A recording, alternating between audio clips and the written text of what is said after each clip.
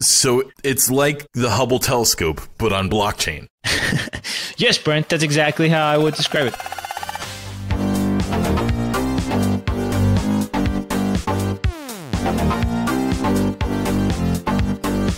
Well, hello, everybody, and welcome to this edition of the Crypto Basic Podcast. My name is Kareem Baruki, and I'm here with my co-host, Brent Philbin. Hey, what's up?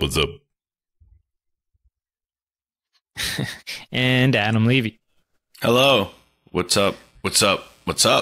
All right, so this is our weekly flagship Friday. It's going to be released April 12th, 2019. And of course, our flagship Friday is where we cover weekly crypto-related events and also not crypto-related events.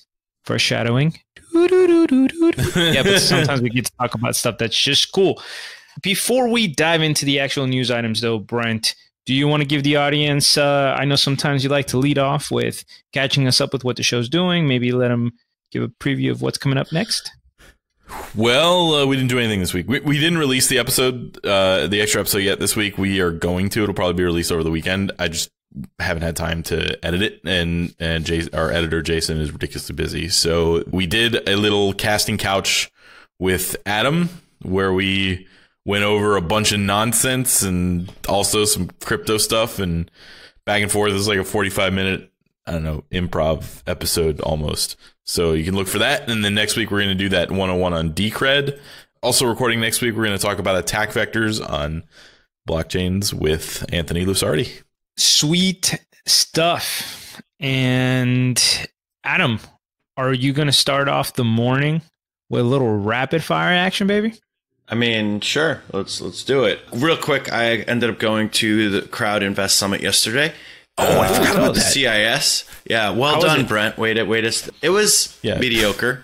Actually, what's funny is I went 2 years ago, and I went to the party the first night, and it was at the Grammy Museum. It was super decadent, and it was pretty awesome to just be there, and everyone was super enthused. Bitcoin, yeah, like it's going through the roof, and then the 2 years later, it's like all those people have probably either moved on to better positions or are just like kind of down on their funds.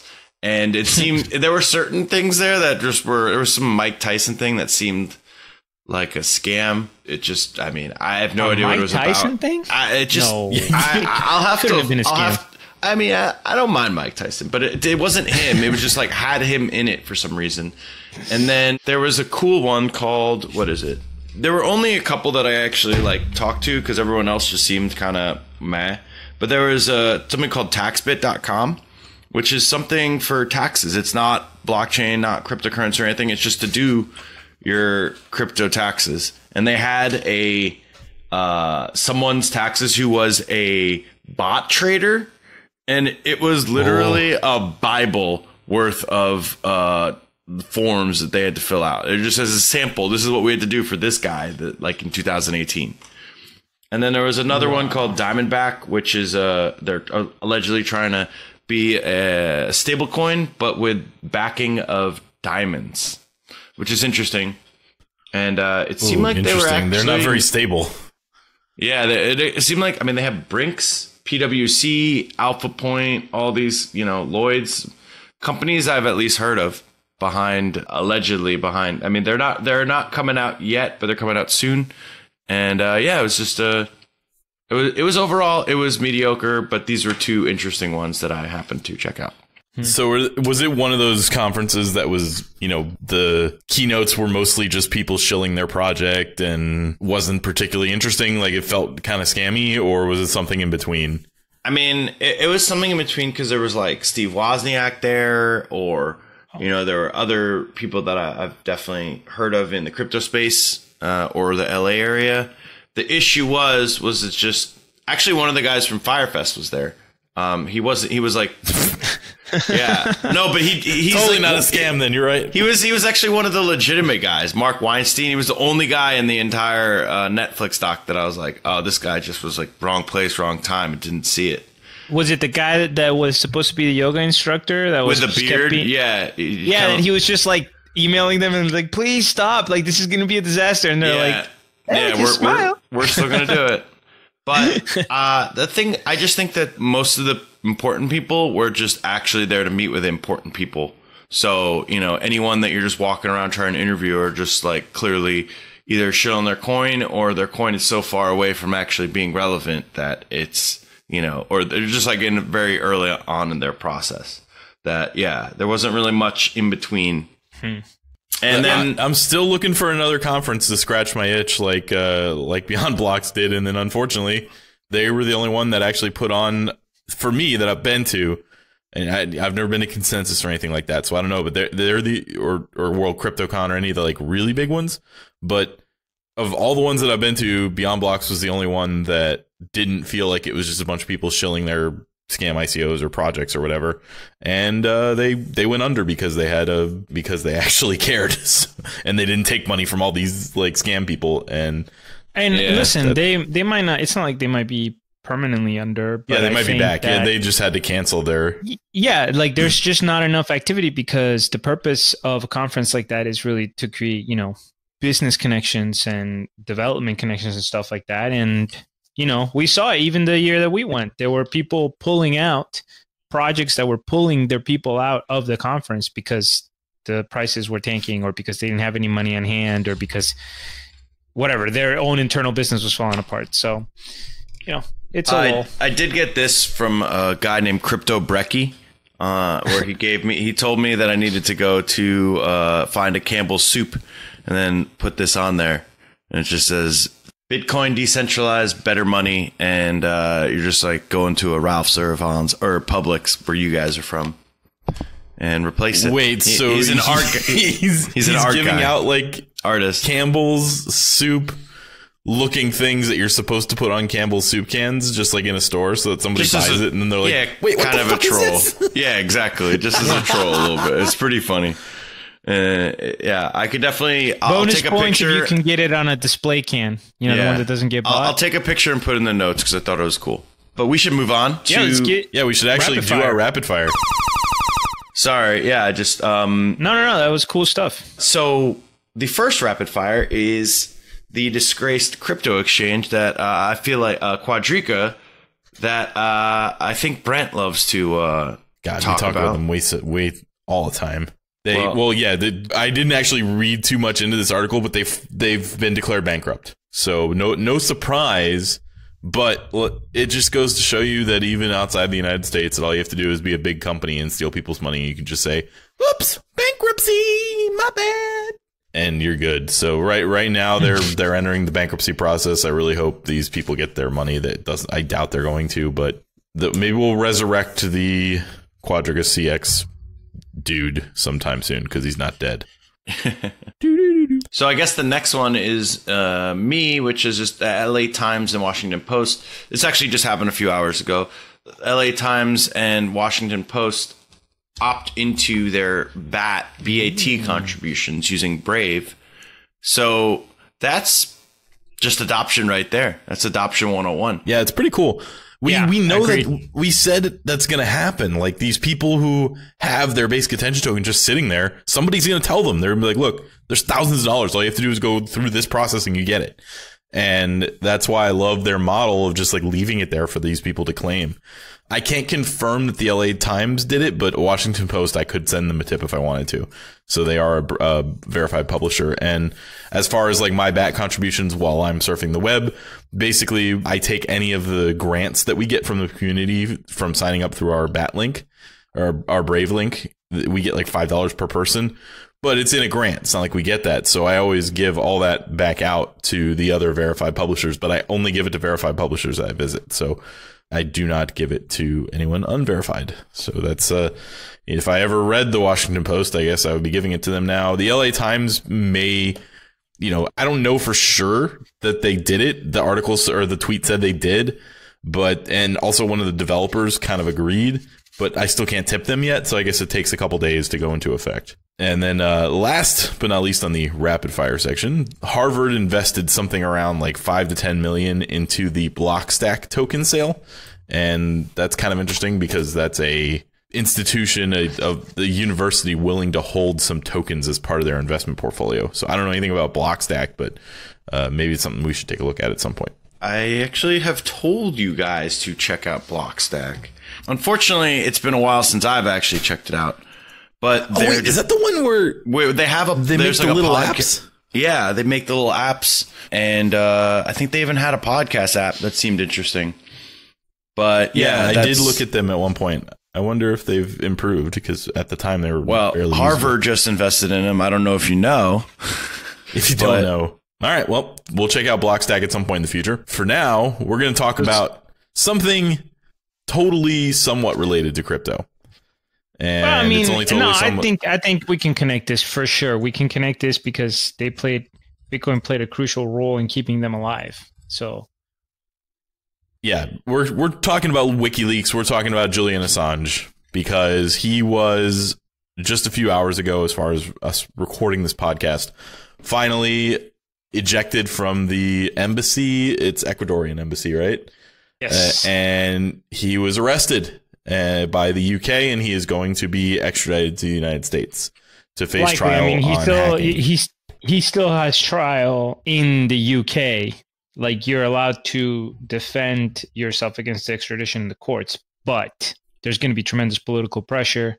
Yeah, but for all intents and purposes, Assange is probably coming back home, and I know this isn't we talked about this. He's Australian. Well, yeah, coming back to our home, whatever. Okay. Coming back to face the music. Some people were trying to charge him with treason, which is ridiculous for a non-American citizen. Just throwing that out there. Yeah. Okay, that makes sense.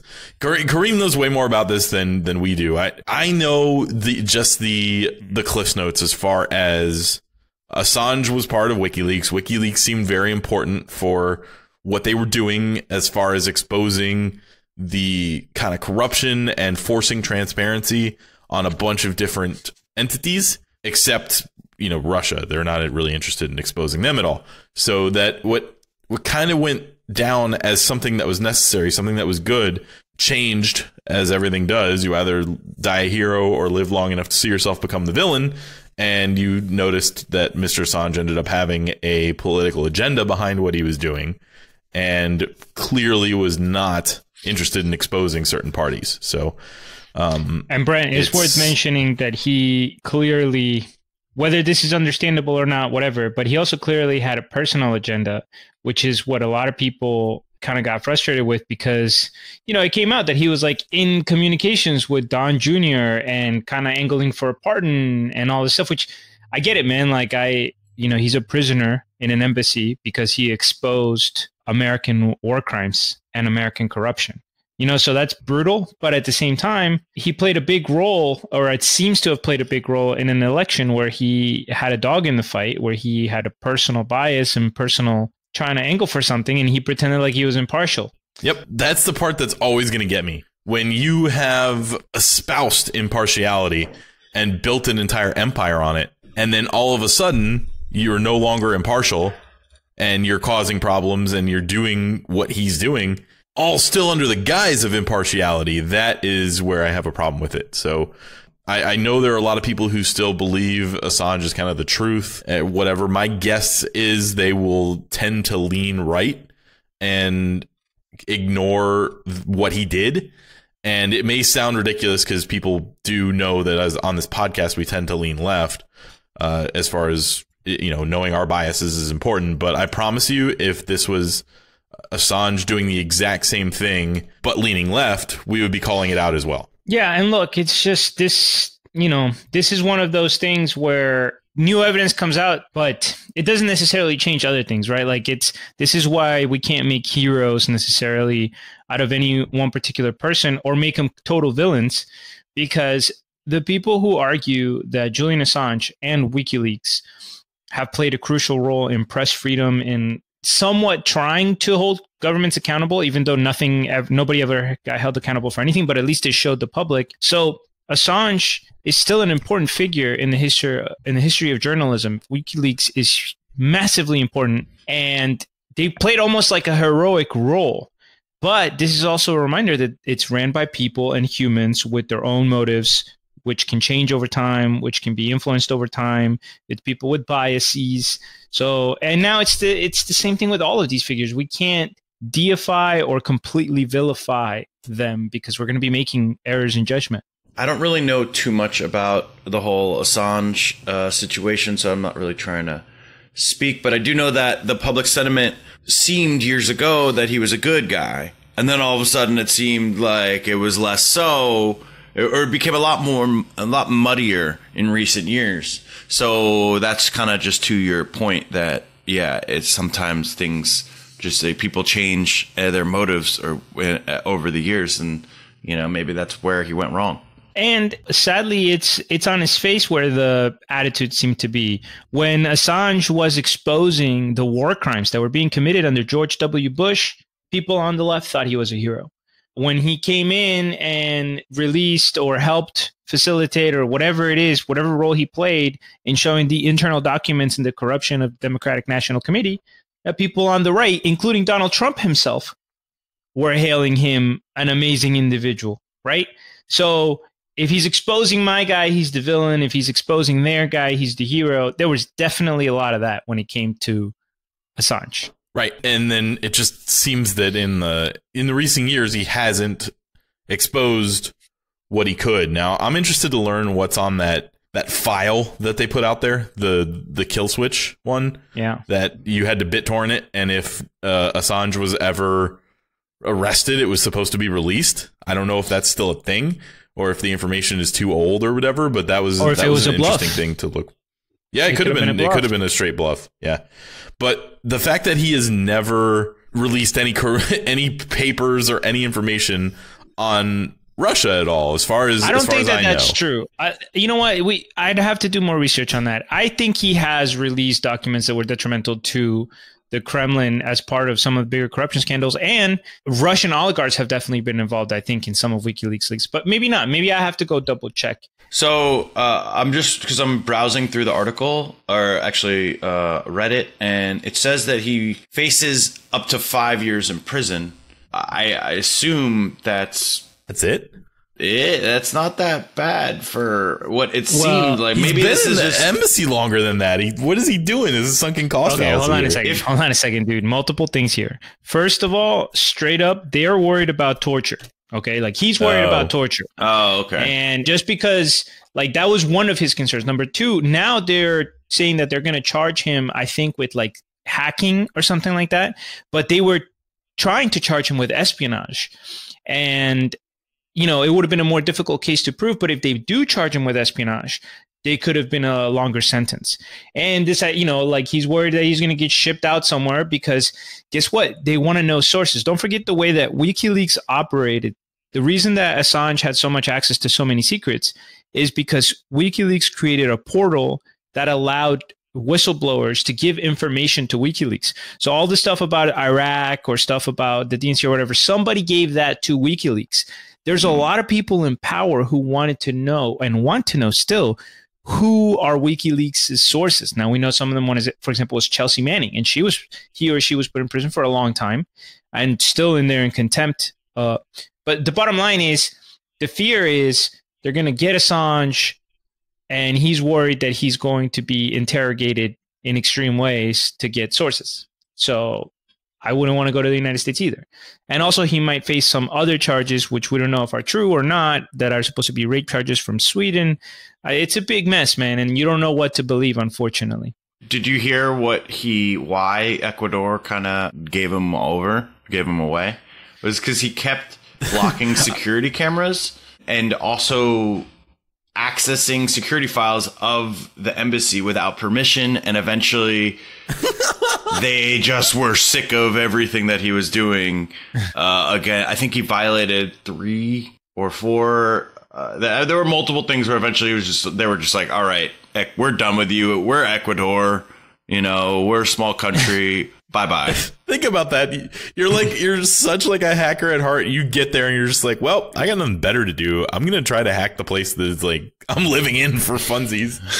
Dude, and this is a perfect example of when I really don't know what to believe. Because look, is it plausible that somebody who's been locked in a place for 7 years and has multiple world governments going after them, that they get paranoid? and start doing shit like this? Of course it is. Is it plausible that he's not paranoid and that they are fucking hacking into the cameras and spying on him and that he's accessing information?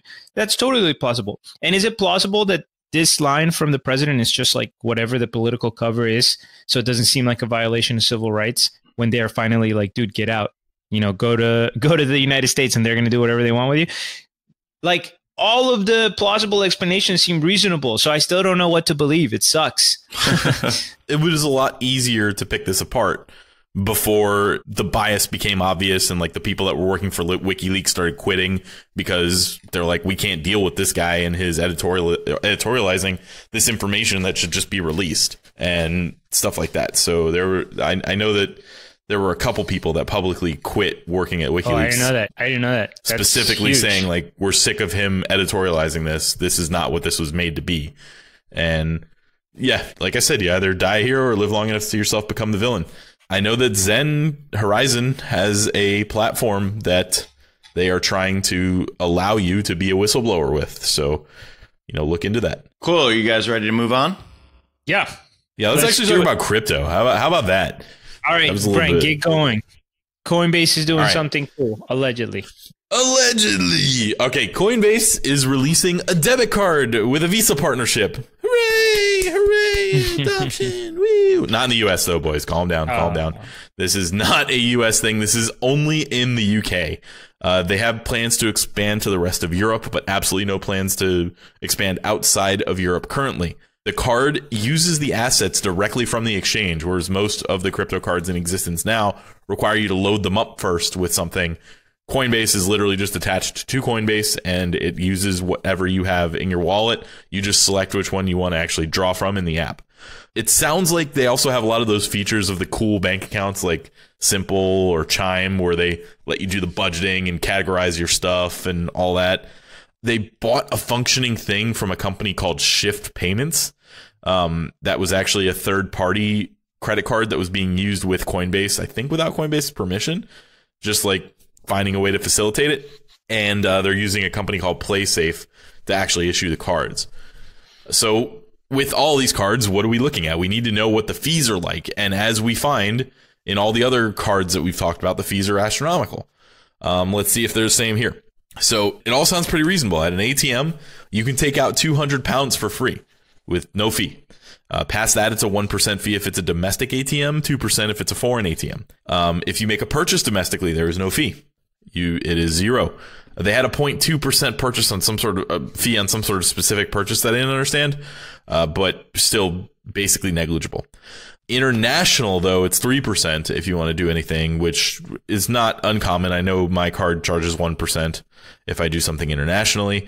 The card initiation fee is $4 or 4.95 pounds. And if you overdraft, it's 20 pounds, which is less than an overdraft fee that I would get at a bank here. All that sounds great and reasonable and very good. But as usual, there is a little bit of a catch. There is a 2.49% transaction fee on liquidating the crypto, which liquidates at the market rate, and we don't know what those spreads are going to be like. So it's at least a 2.49% fee per all of that on top of what I already listed out, because that's what they're charging on top of the trade. And of course, depending on how tight their spreads are, then there's a little bit of an extra fee involved there. Is that reasonable? It's cheaper than the other options that we've discussed on this show as far as crypto credit cards. I don't know that or debit cards. I don't know that there's another one cheaper. I don't know that means it's great, and I don't know that I would use it if I wasn't even banned from Coinbase and I lived in the UK and I had any money. All of those things would have to be true before I would even consider using it, but I probably still wouldn't. But wouldn't blame somebody if they did. And as more exchanges and cards and those things do this, then the fees will go down once there's more competition. So we just need to get that. Everything fun always happens outside of the US in crypto. Yeah, it seems to be that way for sure. But yeah, I mean, I agree with you, Brent. These are definitely not the best numbers, but it is cool. I mean, Visa and Coinbase, major exchange, major underwriting partner, maybe they won't get their deal pulled out from under them like something like 10x. This is actually, it's Coinbase. Yeah, this is good. I'm sure it'll be useful, but I think it's for a small niche, though. For most people, it's going to make more sense to use something else that's less expensive. Yeah, that's the unfortunate part. Like, they've actually made it easy. There's no other cards that do it directly. So there's no cards that will let you literally just swipe and use your exchange balance. You have to load up first, and then they liquidate it in some fashion. When I use, if I use it when I'm using my Square Cash card, I have to liquidate it myself first and then deal with the exchange fee. But it's actually pretty quick process, so it's easy for me to turn it into US dollars. But at some point, we will have a card that just swipes, and it's no problem, and there's almost no fee. That point is not now. This is the start of that. And some of the other exchanges or other financial payment processor companies will get on board in the future. So is this good for crypto? Absolutely. Is it a particularly good debit card? Probably not. And the next main story is actually not about crypto at all, but it is about the future and our galaxy and space. Yeah, and the present. Kareem can take it away. Yeah, I'm excited about this one, guys. I'm sure everybody saw stories, news, Facebook shares, Reddit. It's all over.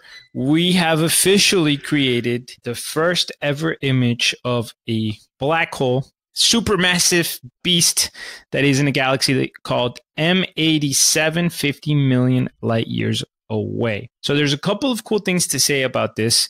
Obviously, this is all audio, so it might not be the best medium to talk about the picture itself, but there are some really cool basic science that we should appreciate that goes along with it. So first, giving props to the Event Horizon Telescope.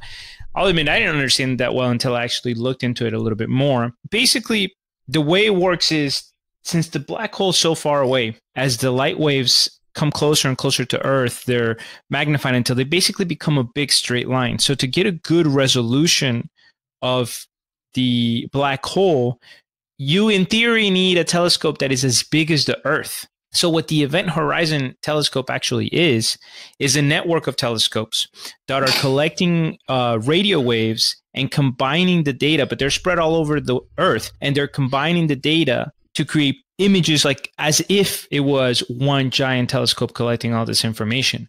And in order to do it properly, they have to be perfectly synced. So they're each using atomic clocks that wouldn't deviate. They would deviate 1 second per 100 million years, right? So just showing you all the little technological pieces that have to go into the construction, obviously the satellites themselves, the network. So it's like the Hubble telescope, but on blockchain. Yes, Brent, that's exactly how I would describe it. Hubble telescope perfect. Okay, good. All right, please continue. But you forgot to say it's quantum. It's actually Horizon Telescope. Yeah, also, Brent, you forgot to say quantum or entanglement, so minus 2 points. Oh, shit. Of the dragons. Or consciousness. So anyway, the amount of data that is being gathered by this network of telescopes around the world, guys, is so much that it could never be transferred over the internet, at least at our current abilities.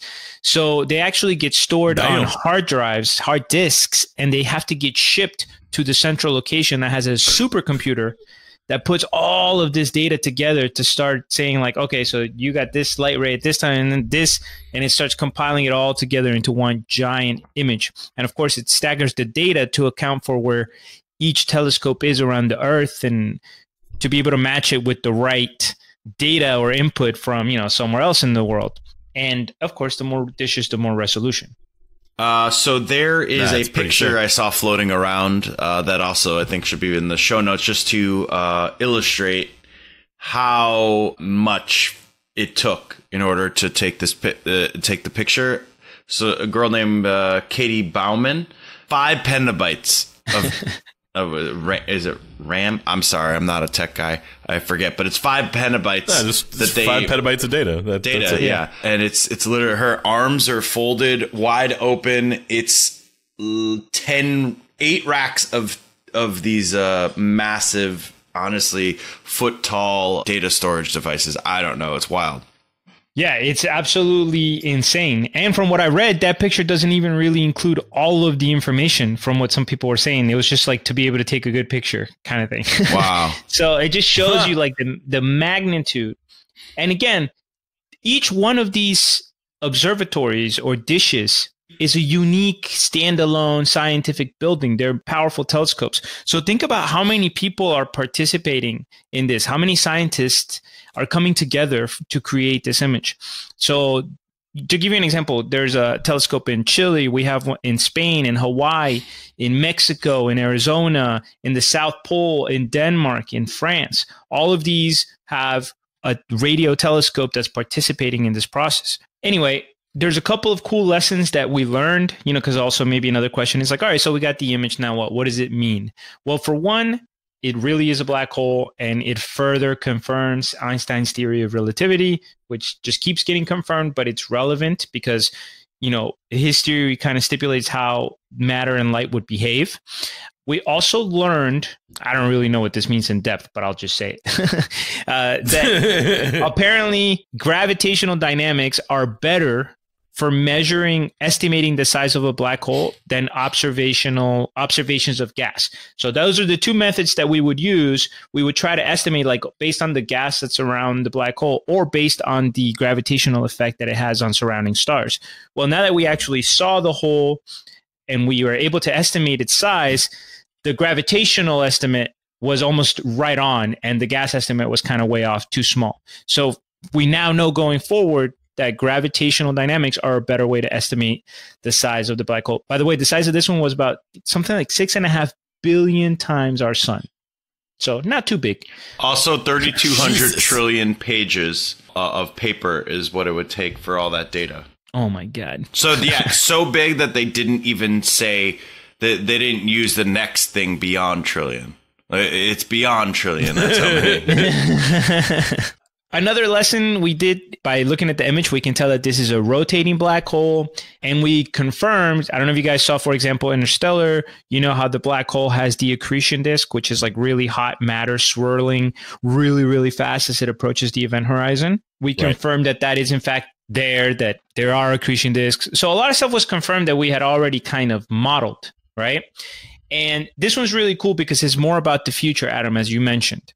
So basically, the thesis or the theory here is that you need the resolution power, the resolving power of the telescope that you're using to be greater than the size of the object that you're looking at. So imagine a fly. If you take a picture of a fly with a really shitty camera, it's just going to look like a smudge. If you have a super, super, super camera with amazing resolution, you can get a good picture of that fly. But then if you take that camera and you try to take a picture of maybe a molecule, it doesn't have the resolution power for it. And again, it would look like a smudge, right? So you either need to increase your resolution power or be looking at something really, really big to make up for your lack of resolution. So with our current abilities with the Event Horizon Telescope, there are only 3 known black holes that are big enough that we could do what we just did with M87. So this was the one at the center of M87. And there's 2 more, Sagittarius A, and there's another galaxy called NGC 1277. So those are the only 3 that we could look at right now. But remember how we're basically simulating an Earth-sized telescope by having telescopes around the world participate? We could actually make it a bigger than Earth-sized telescope by launching telescopes into orbit and therefore simulating a telescope that is literally bigger than the size of the Earth. And once we're able to do that, we may be able to detect and image black holes all around our universe, hundreds, maybe thousands, and look at them in more detail. And some of these are going to give us even more information because they're closer, because we're going to have more instruments facing them, et cetera, et cetera. So this is really the beginning of something that we're probably going to see more and more of. But the coolest part about this story for me, and that I would like the audience and all of us to take home, is we definitely could not have done this without an international network of scientists and equipment working together.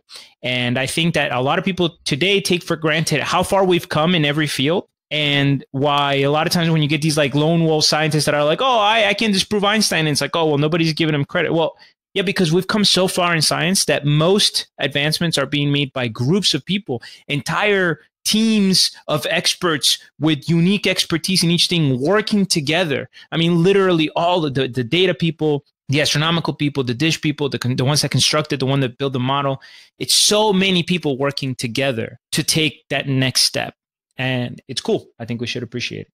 also important that we got it right. If you look at Interstellar, like that's what it looked like. They actually like got it right. It's pretty cool. We got it right before actual confirmation. I'm proud of us.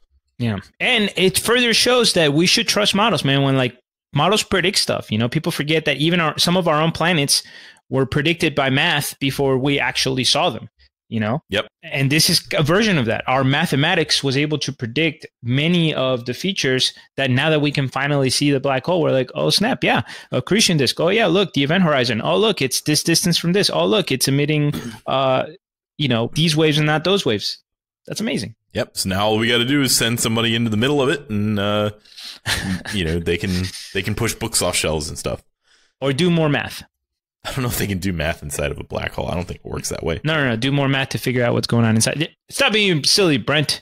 Time to move on to the next category. And this story is about financial services, and it's like Ocean's 11, except in New York. All right. So the bit license thing. So the bit license thing is one of the things that Charles Hoskinson went off on at some interview where he was like, fuck bit license and blah, blah, blah. And he went crazy, right? So very quickly, I don't know if he was talking about this at the time, but Bittrex has been told they can no longer operate in New York. And they must cease and desist all operations with all New York customers. And they released their statement as to why. So the New York Department of Financial Services, Bit License Division, I think, has released this. We have a link to it in the show notes, but I read over the thing, and you're going to get a lot of people in crypto that are like, regulations, these guys are assholes. I can't believe they're like kicking Bittrex out, and Bittrex has a reasonable reputation in the community. Well, here's why they kicked Bittrex out, and we're going to go over I'm going to go over this, and maybe at the end you'll see as to what make a decision as to whether you actually want to be a Bittrex customer still. It's only going to affect New York City. Also, I want to clarify, everybody else is good. So they've been having transactions with U.S. sanctioned countries, which obviously has nothing to do with whether the exchange is solvent or anything like that. But if you're operating in the United States, you cannot have transactions with sanctioned countries. That's why I'm banned from Coinbase. Like, Coinbase was so good at stopping this that I'm still banned from them a year and a half later because I logged on to Cuba one time. So they didn't do that. They randomly exclude people from their cash monitoring. The NYDFS couldn't figure out exactly how they were deciding who to exclude, but there were people excluded from their cash monitoring services. They have a board of directors, and the board of directors minutes have never included any discussion of anti-money laundering, BSA/OFAC issues. I don't know what the other two stand for, but I assume they're similar to AML. The compliance officer is called out as inadequate because they haven't understood the AML procedures and how to do any of that. And also, there's a lack of training. I've been through AML training. Kareem's been through AML training. It's a joke. All you have to do is sit there for like 40 minutes, and then they give you the answers to a test, and that's it. They didn't even do that. They didn't even go through the joke process that we had to go through when we worked in casinos. So they also had an audit done, Bittrex did, about their AML procedures, but they refused to explain the process behind the conclusions that the auditor came to, or show the engagement letter between the audit firm and Bittrex, which the engagement letter is basically a contract that's less legalese. It just says, I'm going to do this. Here's how I'm going to do it. You guys are going to pay me this. This is how you're going to pay me, kind of thing. And then here's the best one. They didn't do customer due diligence. They had active accounts with names such as Elvis Presley, which, maybe there really is an Elvis Presley out there still. I don't know. Or people change their names to him all the time. That could be real. ABC-ABC, which is either Roger Ver or a fake account. And Donald Duck was one of the accounts. And they said there were plenty of obscene terms used for names of accounts. So they didn't even find a way to purge those people from their system. It was super unclear and wishy-washy how they handle corporate customers. At some points, they said if they had 10% of a share in a corporation, they had to identify. Sometimes they said 25%. Sometimes it was 60. It was very weird. So there was no procedure there. And they had a process for deciding on which tokens they were willing to list. And there was like an application process and all this stuff. but the NYDFS pulled 15 random tokens and found that some of the founders straight up refused to even finish the paperwork. Not like they forgot or it was incomplete. They said, no, we're not doing this. And they were already listed on Bittrex. And then some of them never even bothered with an application at all. So Bittrex decided they wanted them on and they didn't have to follow their procedures. And finally, they have not agreed to have their capital examined. And that is the one that is the most alarming, that they, in all of this process, now they could be doing they could be saying no to that because they don't want to deal with the bullshit if they're going to get denied anyways based on all this other stuff. But they have not agreed to a capital examination. So all of those things combined, New York has decided they're not doing business with Bittrex. And I'm gonna be honest with you, I don't blame them. The way that came, they haven't released their method for determining these. So there's a chance that they're lying. Of course, they could just be mad and be like, no, we're not, and doing that. And I'm sure Bittrex's response would be that they're wrong. But if these things are accurate, I wouldn't want any regulatory business with this entity either. And I don't like the way things are working in the United States as far as cryptocurrency regulatory certainty, but they certainly aren't letting you have Donald Duck as an active customer. That should be pretty fucking level 1 bullshit, right? I agree. So have you seen Billions? Because whenever I hear about the New York finance scene, that's all I think about now. It's Paul Giamatti and the dude from Homeland. And they're up there making the rules. What? You haven't watched? I don't know. You haven't watched? I haven't seen Billions, no. You guys are blowing it.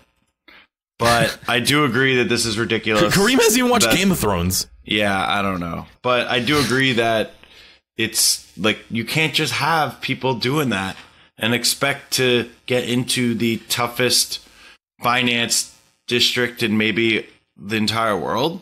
Definitely in the toughest place in North America, and you're just trying to, they're strict. You gotta run a tight ship. And if you don't run a tight ship, like it seems pretty understandable that you don't get in. Yeah. This just showed like total negligence. So what else does that tell you? Yeah. Yeah. And of course, Bittrex's response was, I did look this up while you guys were talking. Bittrex's response is that it was inaccurate.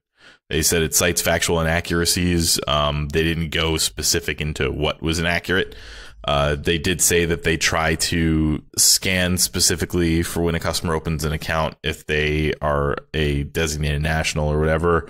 Their response doesn't seem specific enough. Mm-hmm. The NYDFS wrote an entire report and they said, yeah, they're lying. So, yeah, that's exactly what I would say if I had no other defense. Or I would just, if I actually was interested in defending myself, I would just release what they're lying about and explain it. But I guess that's just me. I guess I value transparency in corporations, and Bittrex does not. Definitely agree. Yeah. All right.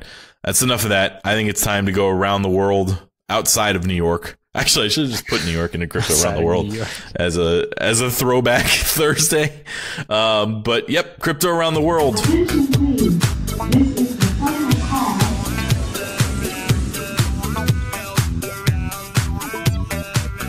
Adam, why don't you tell us about a company, a country company? So, okay, we're just going to interrupt struggling Brent over there. I think he just glitched. Yeah, I remember I was watching the Vitalik and Naval interview, or maybe he was just up at TechCrunch. I think it was that, and he legit glitched. Like Naval asked him a question, and he just all of a sudden there were words coming out of his mouth that were not making any sense, and then after 10 seconds, he kind of just like came back to life. So that's kind of what just happened. Rebooted. Yeah, he rebooted. You heard like bong. Yeah. He's like, oh, anyway, as I was saying. So, all right, this article is about how there's a company called BitcoinInterest.io. That's the website. And they tried to get food to Venezuela. And now that seems very simple, if we're fucking doing it in America, you'd just be like, Amazon Prime some bananas. I don't know. But it's not like that. Wait, can you Amazon Prime bananas? I mean, you could definitely Amazon Now bananas, but we should definitely Amazon Prime our Patreon customers some bananas. So in Venezuela, I mean, I'm sure you know, but if you don't, they've really gone through some serious regime changes since Chavez died, and then there's now Maduro, and everything is just going to shit. Inflation is just absolutely impossible to deal with. And I think I've actually I watched a Vice video where they're literally making art from the money because it's that bad. You can buy art on the streets of, little maybe ducks that are made into, of dollars or whatever the Venezuelan currency is. So, pesos. Yeah. So, oh no, bolívares. Sorry. There you go. No, it's bolivars. So, Monero. That's their Monero. Yeah, they have Monero. I'm pretty sure it's Monero. So what they started was it's the hashtag food, not Lambos. And it's basically saying, hey, if you're getting rich off of crypto, maybe you should be donating to this cause, because this is actually a cause that, your $100 is way more relevant it's way more relevant to them than it is to you. So I guess they changed all their names, and so basically they're going to say this guy named Carlos, he kind of got involved with the company Bitcoin Interest through mining. So he was in Venezuela mining, and which is something, I don't know the extent of how much Bitcoin's being used in Venezuela, but I know that I've heard it enough to know that it's happening. And he came just kind of stressing that his town of 5,000 people were facing some hardships. No food, no water, even electricity was getting tough for them. So they started the core team started thinking about how can they help. And they figured out that they were going to send some aid. But the issue is, if you send aid to Venezuela and they think it's from America, they will light it up in flames. They don't want any kind of outside influence from, Wait, do they burn it? That's what they said. They're 200. There was an event near the Colombian border, but I've also seen reporting that it wasn't Maduro forces, that it was like protesters. I don't know. In the article, or it just says 280 tons of aid were sent there, only to go up in flames at the border. So, I mean, regardless of... That's a lot of aid to be like questioning whether it was actually lit on fire or not. Regardless, you don't want to, even if it was proven to be false, you don't want to risk, a large quantity of that kind of... It could be confiscated and just not go to the right people. Exactly. Anyway. So they started this campaign, and I guess I'm not sure the duration, but what happened was Carlos started going to other vendors, local vendors, and they were all kind of interested in it. So after they got, it doesn't actually say the amount that they got, but they were able to use enough, and they got discounts from the vendors on the chickens, on the food, on whatever. So they were able to get 11,000 pounds of chicken and 16.5 thousand pounds of rice and corn flour. So that meant that there were enough chickens that were purchased for each person in the town, and they had to figure out how to now get 14 tons of food transported. So they got this guy Carlos got massive food trucks and got it delivered, and then eventually the government, actually, when they saw it, they stopped them, and they said, it's not from the U.S. government. Don't worry. Nothing with the U.S. at all. It's just a bunch of people from around the world. They didn't say that, but so basically they were able to get it through, and then there are all these pictures that I guess were relayed from Carlos with chickens and giving to all the Venezuelan people. And I mean, this is just one of the many reasons why cryptocurrency is kind of awesome. This is a really cool thing that you're able to just be at your home in San Francisco or even in Switzerland, wherever, I don't know, and just send money to a fund that is now going to some of the poorest people on the planet. And it actually worked. I agree. And this is not the first time that we've seen somebody in Venezuela use crypto in some way for things like this, you know? And I agree. It's fantastic that it can facilitate it. It's important to note here that we have a Carlos that is doing good for crypto rather than doing bad for crypto. Well, technically, that's not his name. To the new Carlos. It's not his name, unfortunately. So, yeah, it's fake Carlos. Damn it. I know. We'll get a Carlos eventually. We are full of shitty Carloses or Carly. Also, that's how good this guy was. He was like, let me pick a name that needs some revamping. Justin's too obvious. Carlos. There you go. Well, nobody's going to believe Justin is rolling around in Venezuela. I do also. So, yeah, I guess that's about it for that. And before we move on to the next segment, I do want to mention that there should be a ticker for how many times Brent mentions that he does not have a Coinbase account. Because Coinbase comes up a lot, but he seems to mention it every single episode.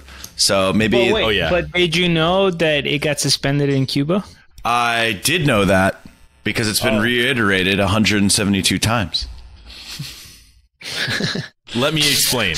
I take this opportunity to say this to Coinbase as our listenership grows, because what I want is somebody from Coinbase to start listening to our episodes and be like, holy shit, these guys have been talking shit about us because our support sucks for 2 years. And then they're going to feel really bad about themselves. Also, I get the opportunity to brag that I was in Cuba, which many Americans do not have under their belt. Now, 66% of the people in this conversation do, but that's not representative of the whole. So, but as you said earlier, or maybe Kareem said, you basically tried to access U.S. website from a sanctioned, login from a sanctioned country. So, yes. I believe that Coinbase was correct in killing me. And I think that they did a good job. Bittrex would not have found me. In fact, I might have even logged into Bittrex when I was down there and got away with it. I don't remember. But they caught me right away. The reason they're totally cool to operate in New York is because they were smart enough to figure out how to catch me. The only thing they're stupid about is when I showed them that I don't live in Cuba and that I'm an American citizen, they still didn't deal with it. So, yeah. Okay. That's it. All right. I'm going to say that. I'm going to keep saying that. So, yeah. So, Kareem, what would you like to chat about China with? Yeah, we going to China, and this time they're mining everything. They're banning it for real, guys. Crypto's done. No, I'm just kidding. But this time, China state planner. Always some China food. Wants to eliminate Bitcoin mining in the country altogether. It is the National Development and Reform Commission, so the NDRC, and they are basically releasing a draft of the new guidelines. The public has time to comment. They have until May 7th to comment, and the idea here is to decide which industries we want to encourage, restrict, and eliminate. They did not give a phase-out date or anything like that, which means that if these went into effect, they would expect people to stop mining immediately. So, and the argument, of course, is that mining is a waste of resources and energy and et cetera, et cetera. You know, this is interesting. And Adam gave me a link here to a tweet conversation from Emin Gunsirer, which we always talk about on the show. He's, always has insightful things to say. And, he was pretty critical of proof of stake itself and basically was making the argument like, societies need to figure out how to use their energy, and a bunch of computers solving Bitcoin puzzles not necessarily the most efficient way to do it. And just saying it's been 10 years and we have better concepts of basically arguing that proof of stake is the future in the way. So it's interesting. Of course, if China does ban cryptocurrency mining, that doesn't mean that there won't be cryptocurrency mining in China. It just means that it'll go underground, it'll go across borders, things like that. But something to keep an eye out on. Yep, just another example of, you can ban something if you want, and then we're just going to do it anyway. It just will be unregulated. So good luck. Yeah. But this is good for Neo, right, boys? Good for Neo? I don't know if this is good for Neo. I don't know. I'm pretty sure Neo's not proof of work. So maybe they just are like, we got to make Neo the good one. So let's get rid of the things that are not Neo. So let's get rid of proof of work. Maybe. Very conspiratorial, but I like it. from an entertainment standpoint. Very Alex Jonesy. Big if true. Big if true. There you go. Don't be. You know, Alex Jones lives in Austin. Nuh-uh. I wonder if that's just for the here. creative process. Like he just wants something to get mad about on the drive to work. He's like, oh, look at what she's wearing. Goddamn hipsters everywhere. He's a full Texan. There was this great blow up of him in a restaurant here, where he was just like yelling at everybody, and everybody was telling the person who was recording was like, Alex, when are you due? And he was like, shut up, you fat bitch. And then everybody was just yelling at him, and he's like, I'm leaving anyway. And whatever. That guy's ridiculous. He's a character. Speaking of ridiculous, I think it's time for me to display some shots that have been fired. I was about to say fire some shots, but I didn't fire these. I didn't fire these at all. I transitioned to myself. I don't really know why I did that, but I'm rolling with it anyway. It's all good. Go. You're doing amazing. Don't ever stop. Vitalik was wrapped up in some Craig Wright talk because there was, I guess, a conference or something where people were talking about Craig Wright. And Vitalik said Craig Wright absolutely should have a voice. He was being accused of trying to censor him or something. Said Craig Wright absolutely should have a voice. But so should all of us laughing at his stupidity. So there we go. Vitalik slamming down there. And also, I just found some Onion style articles from the cryptoverse. I didn't really know that we had specific satirical sites, but there's one called Coin Jazeera. News in crypto. Yeah, that's pretty good. It's the realest news in crypto, and they released an article that said Dan Larimer receives Guinness World Record for most crypto exit scams. That's really good. And they wrote this article, and it's great. And in there, they said something. There was a really good quote here that I can't find about how he's not particularly good at making the projects, but he's really good at leaving them or something like that. I don't know. Anyway, that was funny, which led me to wonder, are there more crypto Onion style sites? And there's another one called the hodletimes.net. And I just grabbed one of the articles from them that said Vitalik Buterin's head to body ratio deemed structurally unsound by the OSHA. So anyway, you can check out both those sites, I guess. We'll plug them. I just randomly pulled those off while I was looking for funny stuff, and that ended up being our shots fired section. So that's it. Pretty cool. There were some other good ones, but those are just the ones that I grabbed. And I don't think I actually, one more shot fired. I want to give a shout out to Peter McCormick. He was just on our show. And I'm going to read this properly. I forgot that he did this. And so sorry, that took me a minute to find because he changed his name from Peter McCormick to Peter McHoddlenot. I don't know why. So I wasn't ready for that. But he tweeted out, he said this, I would like to formally state that Craig Wright is not Satoshi. Number one. Number two, he tweeted this to Calvin Iyer. Number two, Craig Wright is a fraud. Number three, I hope as many people retweet this as possible. Please send legal correspondence to 5 Goldington Road, Bedfordshire, MK. He put his address. I don't know the rest of it. Regards, Peter. So basically, Calvin Iyer and Craig Wright like to sue people for saying that Craig Wright's not Satoshi, I guess. They call it the troll factory, and they talk about how they're going to sue anybody that says it. So he was just like, go fuck yourself. Here's my address. Go ahead and sue me. And on our show, he was like, do you think that it's 100% that he's not Satoshi? And we talked about the tiny little percentage chance that it wasn't. But anyway, it was retweeted 822 times. So clearly his call for retweeting worked. And if they are interested in giving him any sort of legal repercussions, they know where to find him. Another shot fired. I really love this head to body ratio deemed structurally unsound. Are you reading the article? I gotta go to Coin Jazeera. New source discovered. Yeah, this is holdtimes. Yeah, those are going to be new official sources. That's great. Oh, of the Coin Jazeera and Hodl Times. Yeah, maybe we'll just spin off the podcast and do those. Brent, I remember that's the Naval interview that I keep referring to. And that's the shirt that he has. You can see the cat, you can see the rainbows, you can see the UFOs and stuff in the picture if you look at the article on Hold Times. Yeah, there's a I think he just wears that anyway. We had a video posted in the Discord where he's like, they're at like a conference and they are doing like a really terrible rap. He's wearing at the that conference, and then Vitalik just like pops out wearing that shirt. It's awful. You want to see some cringe? Watch that. The next John Oliver series is definitely, when he talks about crypto again, is definitely having that video in it. He's gonna be like, here is an update from a crypto conference, and it's gonna be, and he's gonna like pause on Vitalik's face and like zoom in. And he's gonna be like, no. Okay, so you probably think that's just some random conference. People are walking around, they're dancing, they're having fun. That is the creator of the number 2 cryptocurrency in the world. He is a billionaire. It makes sense because nerds do not like when you are that smart, you do not have your social skills. You can learn them. You learn them over time.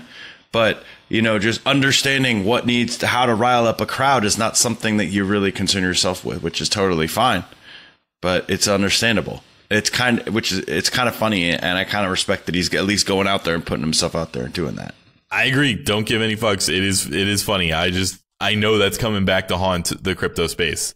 That's all. True. So those are my shots fired a little bit. Shots have been fired.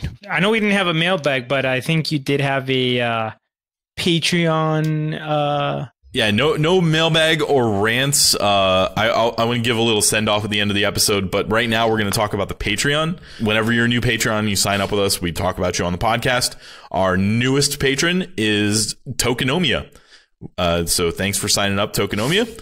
Appreciate it. They signed up at the node layer. And one of the awards that you can get for being a Patreon for a period of time is if you're on our masternode layer, which is you've donated $5 per episode. Once you hit your 90-day mark on that, of giving us $5 per episode, you get the ability to make us read something on the show. Now that you can make that an ad if you want, or you can make us say something stupid or something like that. So we have one from Marcel Bozio here, and I'll read most of it, but I'll have Kareem read the last sentence. Well, I'll reiterate the last sentence, but you'll read all of it. Oh, okay. Kareem will correct me. Visit Bitcoin Mexico at bitcoin.com/mx. We provide well-researched news in Spanish about the state of crypto and blockchain projects in Latin America.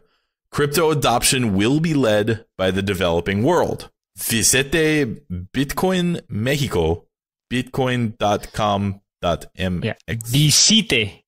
You almost got it, Brent. That was pretty good. Visite Bitcoin Mexico. He's saying visit the site, bitcoin.com. And how would you say that? Visite. That site in Spanish. You would say the same. Bitcoin.com.mx.